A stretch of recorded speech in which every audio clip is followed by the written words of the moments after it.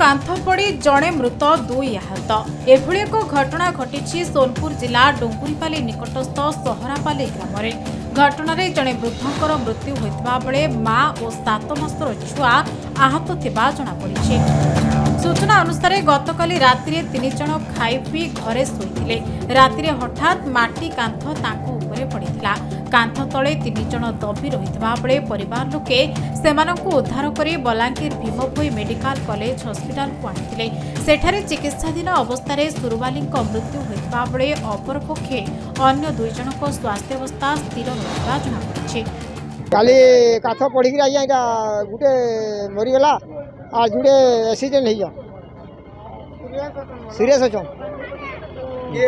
बह आसी नातुणी अछन आर बबीदीप और देवीदीप सुरुबालीदीप मरीगले वर्षार से आगर वर्षा पाई भिजी कातीरा से कातीरा पड़गला एक्सपायर हो गए। हाँ अच्छे भल से सुस्थिर टी।